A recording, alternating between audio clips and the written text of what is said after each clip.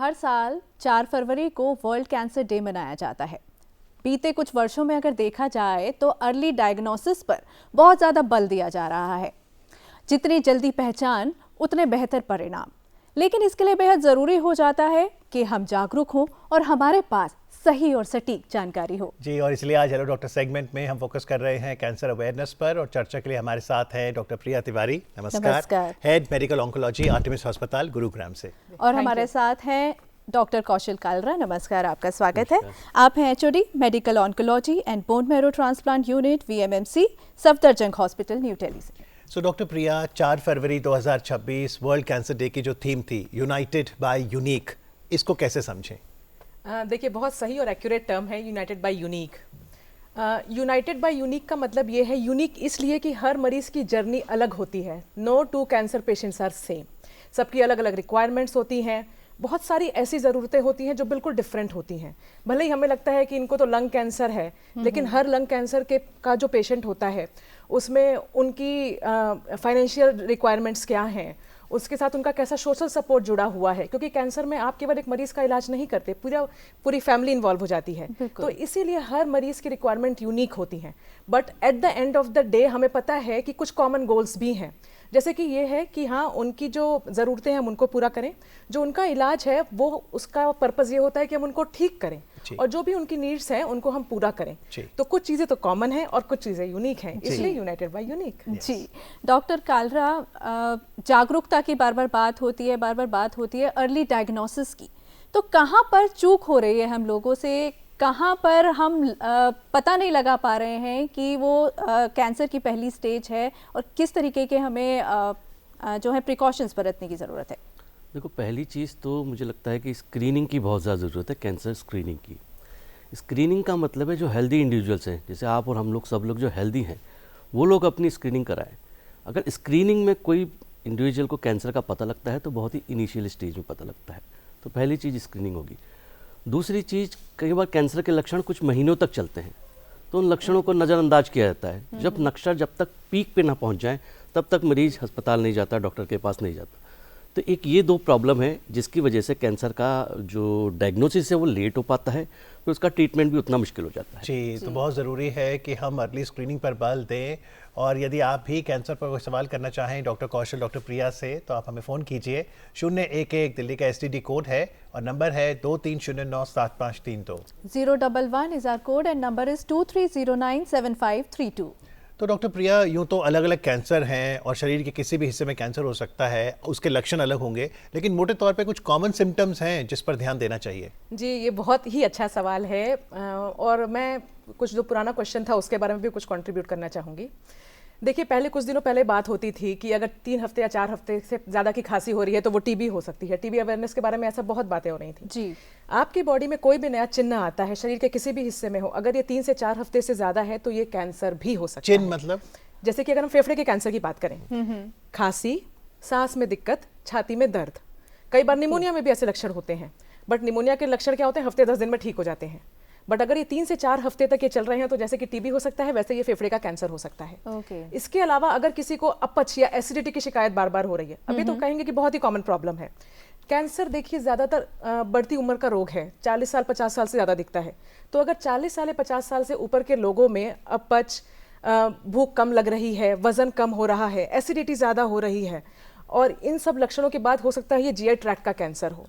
Oesophagus या food pipe का cancer आजकल इंडिया में बहुत कॉमन हो गया है। उसमें क्या होता है कि जब खाना खाते हैं लोग तो खाना अटकता है, तो लोग कोशिश करते हैं कि थोड़ा सा पानी पी ले, साथ में खाना अंदर चला जाए। तो पर अटकन जो होता है, बस पानी पीते रहते हैं, बट कई बार तो पानी पीना भी बंद हो जाता है। तो शुरुआती लक्षण ये होता है कि खाना अटकने लगे। सर्विक्स का कैंसर बहुत कॉमन है। जी, तो बिल्कुल शुरुआती लक्षण और पूछेंगे आपसे, लेकिन डॉक्टर कालरा इस समय बिहार चलते हैं, जहां से सौरभ जी हैं फोन लाइन पर। Hello, good morning. Good morning. Bhavna ji and sir, thank you. मुझे ये डॉक्टर साहब से पूछना था जी कि ये कैंसर कितने प्रकार के होते हैं सर, ये और सारे कैंसर के लक्षण अलग अलग होते हैं? जी, और डॉक्टर साहब कौन वही सा बता रहे थे। इलाज कैंसर है अभी तक, जिसका अभी तक इलाज नहीं संभव हुआ है? डॉक्टर साहब से मुझे जानना था। देखो, कैंसर विभिन्न प्रकार के होते हैं। पहली बात करें ट्यूमर की, तो ट्यूमर 2 प्रकार की होती है, गिठाने 2 प्रकार की, एक बिनाइन एक मैलिग्नेंट। बिनाइन जो फैलती नहीं है वो प्रॉब्लम ज़्यादा नहीं करती। मैलिग्नेंट जो एक स्थान से, एक शरीर के एक हिस्से से दूसरे हिस्से से फैलता है और बड़ी तेज़ी से बढ़ता है, मैलिग्नेंट वो असली कैंसर है और वो ही खतरनाक है। और कैंसर विभिन्न प्रकार के होते हैं। लिक्विड कैंसर जैसे ब्लड रिलेटेड कैंसर हो गए आपके, ल्यूकेमिया, लिम्फोमा, माइलोमा, और एक सॉलिड ट्यूमर। सॉलिड ट्यूमर्स में जैसे फेफड़े का कैंसर, गुर्दे का कैंसर, यूट्रस का कैंसर, सर्विक्स का कैंसर, ब्रेस्ट कैंसर। तो ये सॉलिड ट्यूमर, और सबके लक्षण अलग अलग होते हैं। और ट्रीट करना क्या सॉलिड कैंसर इजी है बनस्पत लिक्विड कैंसर के? नहीं, ऐसा नहीं है। ट्रीट करना दोनों ही, अगर जल्दी पता लग जाए, जैसे सॉलिड ट्यूमर में जल्दी पता लग जाए तो ट्रीट करना बहुत आसान है। और लिक्विड कैंसर का थोड़ा ट्रीटमेंट अलग होता है, उसमें सर्जरी नहीं होती, वो दवाइयों से ही ठीक हो जाता है। बट सॉलिड ट्यूमर में सर्जरी की जरूरत भी पड़ती है, रेडियोथेरेपी की जरूरत भी पड़ सकती है, और कीमोथेरेपी की जरूरत भी पड़ सकती है। जी। पर अर्ली स्टेज में सॉलिड ट्यूमर पता लग जाए तो ठीक होने की पूरी संभावना होती है। जी डॉक्टर, आप अभी कई तरीके के सिम्टम्स बता रही थी कैंसर के, तो मैं आना चाहूँगी जो खास तौर से महिलाओं में जो कैंसर अभी पाए जाते हैं, और किस तरीके से उनका डायग्नोस किया जाए, क्योंकि अभी भी कहीं ना कहीं लगता है कि जागरूकता कम है। बिल्कुल। देखिए, महिलाओं में जो दो सबसे कॉमन कैंसर्स हैं वो है ब्रेस्ट का कैंसर और सर्विक्स का कैंसर। अब जैसे डॉक्टर कौशल ने भी आपको बताया स्क्रीनिंग के बारे में, अच्छी बात यह है कि इन दोनों कैंसर्स के लिए इंडिया में अब स्क्रीनिंग की फैसिलिटीज अवेलेबल हैं। अगर किसी भी महिला की उम्र 40 या 45 साल से ज़्यादा है तो मैमोग्राम नाम का एक टेस्ट है जो 1 या 2 साल में करने से ब्रेस्ट में जो छोटी छोटी कैंसर की गांठें होती हैं वो टाइम से पता चल जाती हैं। कैंसर टाइम से पता चल जाए तो पूरा इलाज हो जाता है, और कम इलाज में पेशेंट बिल्कुल ठीक हो जाता है।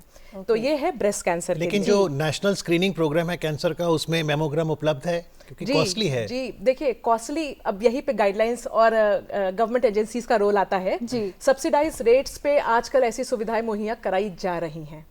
तो इसीलिए आई वुड से कि हाँ, स्क्रीनिंग रिकमेंडेशंस जो हैं फॉलो करनी चाहिए। प्रॉब्लम क्या है, मैं आपको एक सिंपल सा फिगर देती हूँ। वेस्टर्न कंट्रीज में ब्रेस्ट कैंसर स्क्रीनिंग बहुत कॉमन है। वहाँ पे अगर 8 महिलाओं को अगर ब्रेस्ट कैंसर होता है तो 7 की डेथ नहीं होती है कैंसर से, क्योंकि स्क्रीनिंग से पता चल जाता है। इंडिया में 50% पेशेंट्स की डेथ हो जाती है। इतना फर्क है इलाज पे और आउटकम्स में। डायग्नोसिस जी, क्योंकि समय से पता नहीं चलती बीमारी। सर्विक्स कैंसर की बात करें तो पेप्समियर नाम का सिंपल टेस्ट है जिसमें कोई इंजेक्शन नहीं लगता, कोई आईपीडी एडमिशन की जरूरत नहीं होती। आप सिंपल एक गायनेकोलॉजिस्ट के पास जा सकते हैं और वो एक सिंपल सर्विक्स का एक सैंपल लेते हैं, उसको डायरेक्टली एग्जामिन किया जाता है और उसमें कैंसर है या प्री कैंसरस कंडीशंस है उनका पता लगा के टाइम से इलाज कर सकते हैं। जी डॉक्टर, यहाँ पर हमने इतने तरीके के कैंसर्स की बात की, सिम्टम्स की बात की, लेकिन क्या हमारी लाइफस्टाइल में या हमारी कुछ आदतें ऐसी हैं जिसकी वजह से कैंसर के हम शिकार हो रहे हैं? जी बिल्कुल। पहली चीज़ तो रिस्क फैक्टर, जैसे तंबाकू का सेवन सबको पता है, उसके बाद भी हमारे लोग करते हैं। बीड़ी, सिगरेट, शराब, ये सारी चीज़ें हैं जो कैंसर कारक है, जो कैंसर करती है। दूसरी चीज़ लाइफस्टाइल की बात की जाए तो लाइफस्टाइल में ये है कि हेल्दी लाइफस्टाइल होनी चाहिए।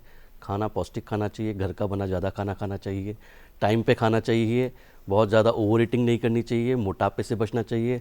थर्ड चीज़ एक्सरसाइज। एक्सरसाइज बहुत ज़रूरी है, आपको अपने शरीर को व्यायाम करना चाहिए बराबर, और स्फूर्ति रहनी चाहिए बॉडी में। जी ये है। जी, तो कैंसर जीवन शैली से जुड़ी एक बीमारी है, तो यदि हम हेल्दी लाइफस्टाइल रखेंगे तो हम प्रिवेंट कर सकते हैं। लेकिन खुदा ना खास्ता अगर कैंसर हो गया, आप मेडिकल ऑन्कोलॉजिस्ट हैं, तो क्या दवाइयों से ठीक हो सकता है और कौन सी दवाई है इसकी?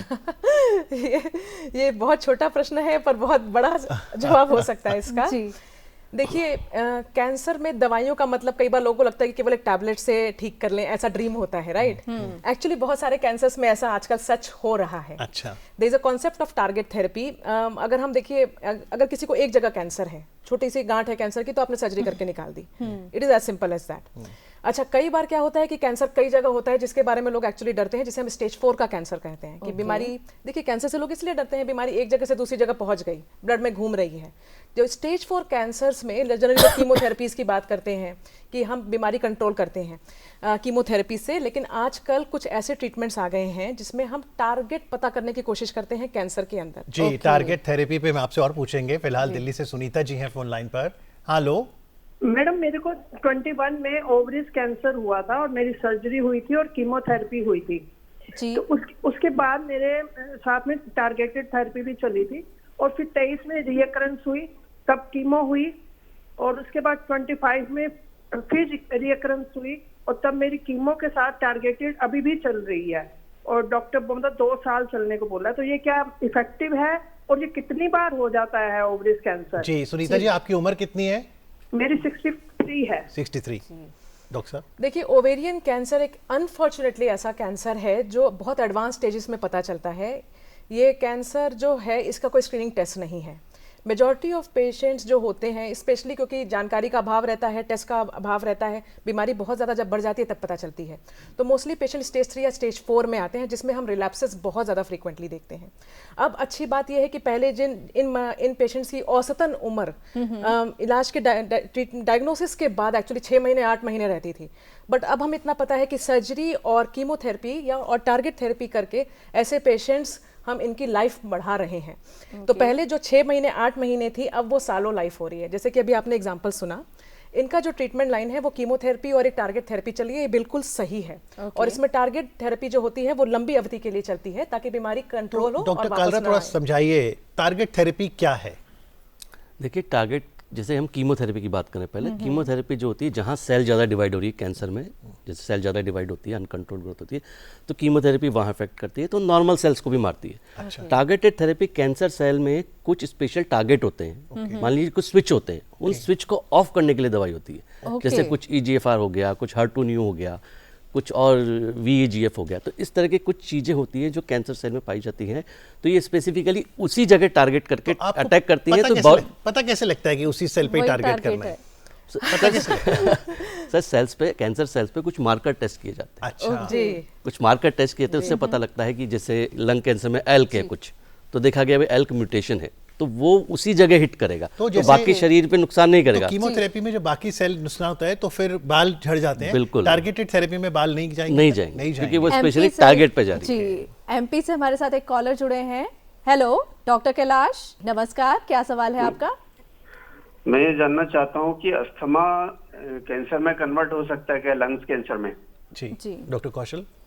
नहीं, ऐसे अस्थमा इटसेल्फ कैन, मतलब ये अपने आप नहीं होता कैंसर में, लेकिन दूसरे कारणों से हो सकता है, पर अस्थमा अपने आप में कैंसर नहीं कर सकता। तो एक टारगेटेड थेरेपी तो हमने जानी, उसके अलावा जो हम कहते हैं इम्यूनोथेरेपी, ये अलग है या टारगेट थेरेपी के सेम ही है? बिल्कुल अलग है। अच्छा, देखिए, इम्यूनोथेरेपी एक बहुत ही पुराना कॉन्सेप्ट है कि बॉडी की immunity actually first line of defence होती है कैंसर के अगेंस्ट। ये बात बहुत कम लोगों को पता है, पर बॉडी की इम्यूनिटी जो है वो इन्फेक्शन से लड़ती है, पर कैंसर से भी लड़ती है। इसी प्रिंसिपल को यूज करके इम्यूनोथेरेपी बनाई जा रही है। इम्यूनोथेरेपी क्या होती है? मोस्टली इंजेक्शंस की दवाइयाँ होती हैं। ये जब बॉडी में दी जाती हैं तो एक स्पेसिफिक इम्यूनिटी को बढ़ाती हैं जो कि कैंसर का खात्मा करती हैं। ओके। तो बहुत सारे कैंसर्स, स्पेशली स्टेज 4 कैंसर्स में तो एक्चुअली ये बहुत सारे पेशेंट्स के लिए तो ये वरदान सिद्ध हुई है। कौन से कैंसर्स में? लंग कैंसर, फेफड़े का जो कैंसर है, मिलेनोमा नाम का एक एग्रेसिव स्किन कैंसर होता है, जी, किडनी का कैंसर, लिक्विड कैंसर्स में? लिक्विड कैंसर्स में कुछ अलग तरह की इम्यूनोथेरेपी है, जैसे CAR T सेल थेरेपीज की आजकल काफी बात हो रही है। ये बताइए डॉक्टर साहब, CAR T सेल, ये इंटरेस्टिंग है बहुत। CAR T cell therapy actually ये है कि जैसे T सेल होती है, बॉडी की इम्यून सेल्स होती है, तो मरीज की T सेल को शरीर से बाहर निकाला, सेल्स को बाहर निकाला जाता है। उसको, जैसे किसी मरीज को लिम्फोमा या ल्यूकेमिया है, उसके एंटीजन के अगेंस्ट ट्रेन किया जाता है इन विट्रो, बाहर निकाल के ट्रेन करके फिर उस T सेल को मल्टीप्लाई किया जाता है। फिर वो मरीज की T सेल जो ट्रेंड हो गई है उसके कैंसर के एंटीजन के अगेंस्ट, उसको वापस पेशेंट के अंदर डाला जाता है, तो फिर वो कैंसर की सेल्स को ढूंढ के हिट करके कितना समय लगता है? आपने मान लीजिए T सेल निकाला और उसे ट्रेन करके CAR T सेल वापस किया, कितने समय में? 2 to 3 वीक्स। अच्छा, 2 to 3 वीक्स में वो ट्रेन हो जाती है, 3 वीक एटलीस्ट, उसके बाद डाला जाता है, फिर वो जाके हिट करती है। ओके। पर ये जितनी भी थेरेपीज हैं, ये डिसाइड कैसे होता है? क्या ये पेशेंट के ऊपर डिपेंड करता है या आप सजेस्ट करते हैं? क्या एज बैरियर भी है इसमें? कैसे डिसाइड होगा? देखिए, पहले ये सब डिसाइड होता है, पहले इसके लिए स्टडीज़ होती है, एनिमल स्टडीज़ होती है, रिसर्च होता है, और कैंसर के अगेंस्ट होता है। जैसे अभी CAR T सेल की बात है, CAR T सेल अभी 3 इंडिकेशंस के लिए अप्रूव है पूरे वर्ल्ड में, ल्यूकेमिया, ALL, लिम्फोमा और एक मल्टीपल माइलोमा, इन 3 के लिए है। सॉलिड ट्यूमर में क्लिनिकल ट्रायल्स चल रहे हैं, तो आगे जाके पता पड़ेगा कि क्या उसमें भी कितनी कारगर है कि नहीं। तो ये डिजीज स्पेसिफिक होता है, पेशेंट स्पेसिफिक भी होता है। ओके। अभी रीअकरेंस की जैसे बात हुई थी, अभी एक कॉलर ने भी कॉल किया इसके रिगार्डिंग, तो डॉक्टर मैं ये समझना चाहूँगी कि बार बार रीअकरेंस होती है, कारण क्या है, और फिर ये थेरेपी कितनी लंबी जाती है कि तीसरी बार भी थेरेपी हो रही थी उन पेशेंट की? देखिए, रीअकरेंस का रीज़न ये होता है कि कैंसर्स में क्या होते हैं, बीज होते हैं, ये बॉडी के कई पार्ट्स में जाके इधर-उधर छिप जाते हैं। इनको हम कैंसर स्टेम सेल्स भी बोलते हैं, और यहीं से ये वापस ग्रो करते रहते हैं। ओके। हम फर्स्ट टाइम जब किसी भी पेशेंट को ट्रीट करते हैं तो हमारा उद्देश्य ये रहता है कि जो बीमारी दिख रही है हम उसका भी खात्मा करें, और जो ये कैंसर्स के सीड या बीज हैं हम उनका भी खात्मा करें। बहुत सारे कैंसर्स में हम ये अचीव कर लेते हैं, बट कई बार ये सीड्स ऐसी जगह छिप जाते हैं जिनको हम सेंचुरी साइट्स कहते हैं, जहाँ से ये बॉडी में बार बार रिलैप्स करते हैं। पहले तो प्रॉब्लम ये थी कि रिलैप्स के समय कोई ट्रीटमेंट था ही नहीं, बस ये कहते थे कि भाई घर ले जाके आप सेवा करिए। मतलब आउटकम्स बहुत खराब होते थे क्योंकि आपने बेस्ट ट्रीटमेंट तो फर्स्ट टाइम ही दे दिया, आपके पास ऑप्शंस बचे ही नहीं है। बट अब चूंकि इतनी एडवांसमेंट्स आ गई हैं कि हमारे पास मल्टीपल ट्रीटमेंट लाइंस अवेलेबल हैं कि जितनी बार रिलैप्सेस होना है उतनी बार ट्रीट कर सकते हैं एक और एडवांसमेंट लाइफ है प्रोलॉन्ग कर सकते हैं जी। एक और एडवांसमेंट है जो जरूर आप जाने, वो है ड्रग एंटीबॉडी कॉन्जुगेट। डॉक्टर कौशल कालरा, ये क्या है? जी सर, ये आपने बहुत अच्छा प्रश्न किया और ये बहुत ही नया एडवांसमेंट है। ड्रग एंटीबॉडी कॉन्जुगेट, जैसे मैंने बताया कीमोथेरेपी जो होती है, जो सेल्स ज़्यादा डिवाइड होती है वहाँ हिट करती है, लेकिन नॉर्मल सेल्स को ही मारती है। तो इसमें जैसे एंटीबॉडी ड्रग कॉन्जुगेट में कोई टारगेट होते हैं पेशेंट की कैंसर सेल्स में, पहले वो ड्रग एंटीबॉडी कॉन्जुगेट उस टारगेट पे हिट करता है। तो कैंसर सेल को अटैक करता है, फिर उसके अंदर जाके ड्रग कीमोथेरेपी उसके साथ चिपकी हुई है, जुड़ी हुई है। तो फिर वो जो कीमोथेरेपी एजेंट है वो उस सेल्स के अंदर रिलीज होता है और वो उसी सेल को मारता है। तो ये भी टारगेटेड थेरेपी हुई। हाँ, बट इसमें कीमोथेरेपी भी अटैच कर दिया आपने। यहाँ तक एडवांसमेंट पहुंच गया है। Both the principles are combined. Chemotherapy के साथ यही लोग डरते हैं कि भाई ये तो हर जगह जा रही है, ये टारगेटेड वे में डिलीवर करती है और ट्यूमर साइट पे जाके अटैक करती है, तो उससे उसकी एफिकेसी भी बढ़ जाती है जी। पर एक डर और भी रहता है कि इस थेरेपी के कोई और साइड इफेक्ट्स हो सकते हैं, या अफोर्डेबिलिटी को लेके भी एक घबराहट रहती है, तो उसके लिए क्या है? देखिए, जो नई चीज़ आती है, नई दवाइयाँ आती हैं, वो महंगी होती है, रिसर्च में पैसा लगता है, तो जो पेटेंट होती हैं जो उसका पैसा बहुत लगता है और बहुत ही महंगी होती है। बिल्कुल ठीक। जैसे एक CML नामक बीमारी में एक टारगेटेड थेरेपी आई थी, TKI टायरोसिन काइनेटेट, सन 2002 में। वो उस टाइम बहुत ही महंगी थी, लेकिन आज की तारीख में सरकारी अस्पतालों में फ्रीली उपलब्ध है। तो टाइम के साथ वो सस्ती हो जाती है। और आज हमने कार्यक्रम में जाना भी है हेल्थ टेक्नोलॉजी असेसमेंट किस तरह से स्वास्थ्य मंत्रालय के अंतर्गत कार्य करता है कि कॉस्ट इफेक्टिव काम हो, और निरंतर सरकार का प्रयास है कि दवाएं सस्ती हों। ये जो 1 फरवरी को बजट आया है जिस पर आज पार्लियामेंट में चर्चा भी होनी है, कैंसर की दवा भी सस्ती हुई है। जी बिल्कुल, कस्टम ड्यूटीज रिड्यूस की गई हैं एटलीस्ट 17 मेडिसिन पे, एंड जिसकी वजह से बिल्कुल उनका एटलीस्ट 10% कॉस्ट तो बिल्कुल आराम से कम हो रहा है। जी। और ये जो बायो फार्मा शक्ति मिशन जिसकी बात हुई है, जो इंट्रोड्यूस किया गया है, डॉक्टर उसके बारे में बताएं कि इससे आने वाले समय में मरीजों को क्या फ़ायदा मिल सकता है, ट्रीटमेंट्स पर क्या असर पड़ सकता है? देखिए, जब दवाएं अफोर्डेबल हो जाएंगी या मरीजों को उपलब्ध कराई जाएंगी तो डेफिनेटली बहुत फ़ायदा करता है। मैं एक चीज़ बताना चाहूँगा, कैंसर के इलाज में जैसे डायबिटीज़ और हाइपरटेंशन जो BP ये भी ठीक नहीं होती, इनक्योरेबल डिजीज़, बट इनको हम क्रोनिक डिजीज़ कहते हैं। मरीज़ दवाई लेता रहता है और ठीक रहता है। तो आज की तारीख में जो इतनी रिसर्च हो रही है, immunotherapy, targeted therapy, antibody drug conjugate, इससे कैंसर जो लीथल बीमारी है, जो जानलेवा बीमारी है, उसको क्रोनिक डिजीज़ में तब्दील करने के लिए ही ये प्रयास हो रहे हैं। क्योंकि जो मेटास्टेटिक डिजीज है वो ठीक नहीं हो सकती कई बार, लेकिन मरीज दवाई लेता रहे, क्योंकि कीमोथेरेपी ज़्यादा समय तक नहीं ले सकते, अब साइड इफेक्ट बहुत ज़्यादा है। तो ये दवाइयाँ चलती रहे और मरीज अच्छा चलता डॉक्टर रहे। साहब, इसमें मैं चाहूँगा आप रेडिएशन ऑन्कोलॉजी के बारे में बताइए, क्योंकि रेडिएशन एक तो लगता है कि थोड़ा आसान होगा कि एक रेज पड़ी और उससे मैं ठीक हो जाऊँ कुछ सिटिंग्स में।